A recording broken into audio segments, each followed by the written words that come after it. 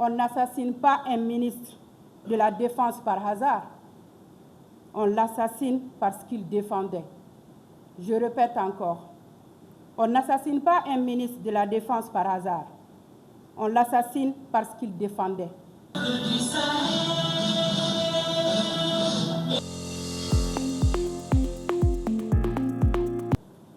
Il est des silences qui sont des trahisons.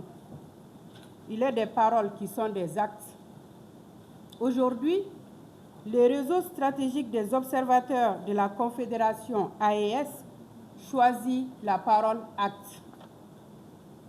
Le 25 avril 2026, plusieurs régions de notre pays ont été frappées simultanément par des attaques terroristes coordonnées d'une rare violence. Ce n'est ni un hasard, ni une coïncidence. C'est une attaque méthodique, planifiée, exécutée de sang-froid avec un dessein politique clair. Ce qui s'est passé le 25 avril n'est pas un drame conjoncturel. C'est une réponse asymétrique à notre marche souveraine vers la liberté, vers la dignité. Le réseau AES condamne avec la plus grande fermeté ces actes de barbarie.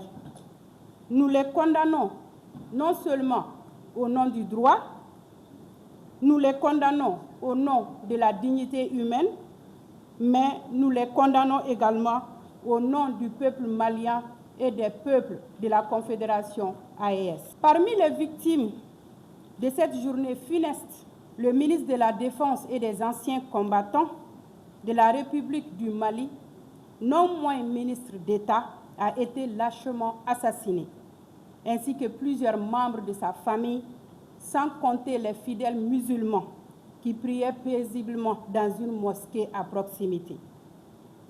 On n'assassine pas un ministre de la Défense par hasard. On l'assassine parce qu'il défendait. Je répète encore, on n'assassine pas un ministre de la Défense par hasard. On l'assassine parce qu'il défendait. Il défendait qui? Il défendait une nation. Il défendait un peuple. Il défendait une dignité. Il défendait des valeurs. Frapper un homme à son domicile est lâche. Frapper son épouse, ses enfants dans leur sommeil est l'aveu d'une barbarie sans nom. Cet assassinat ciblé n'est pas seulement un crime de sang, c'est un signal stratégique grave. Nous l'avons noté, la justice et l'histoire en tireront les conséquences. À sa famille endeuillée, à ses compagnons d'armes, à toute la nation malienne, le réseau AES présente ses condoléances les plus attristées. Cet acte ne brisera pas l'État. Il le soudera, il le consolidera. Nous, observateurs stratégiques, refusons la lecture émotionnelle des événements. Nous leur opposons une lecture limpide et lucide. On ne tire pas au hasard sur un peuple qui se soumet. On tire sur un peuple qui s'élève, un peuple debout. Le terrorisme n'est pas une fatalité africaine, c'est ce que nous avons dit. C'est un instrument géopolitique, il faut qu'on le sache. Au-delà de la violence cinétique, des dynamiques exogènes et des réseaux transfrontaliers entretiennent la déstabilisation du Sahel. L'identification précise des responsabilités relève des autorités judiciaires nationales et internationales compétentes. Mais une chose est certaine, à chaque pas que fait la Confédération de l'AES vers son indépendance, une réponse violente nous est servie. Cette corrélation n'est pas une opinion, c'est une observation. Pendant que les peuples du Sahel pleurent leurs morts, le silence des grandes consciences internationales est assourdissant. Faudra-t-il dire que quand le Sahel saigne, les conventions de Genève s'enrhument? le droit international humanitaire ne saurait être un privilège géographique. Nous interpellons respectueusement mais fermement les Nations Unies, la Cour pénale internationale, le Conseil des droits de l'homme, ainsi que toutes ces organisations internationales qui se disent défenseurs des droits de l'homme. Nous attendons de leur part la même rigueur méthodologique pour les violences subies au Sahel que pour celles documentées sur d'autres théâtres. La cohérence du droit est la condition de sa crédibilité. Il y a des morts qui font la une et des morts qui enterrent dans l'oubli. Les morts du Sahel appartiennent malheureusement à la seconde catégorie. Cela doit cesser et cela cessera. Aux forces de défense et de sécurité du Mali, qui se battent jour et nuit, parfois au prix de leur sang, le réseau AES rend un hommage solennel aux populations civiles éprouvées, aux familles meurtries, aux enfants orphelins, aux veuves silencieuses. Nous disons, vous n'êtes pas seuls. Le Sahel vous porte. L'AES vous regarde. L'AES vous soutient.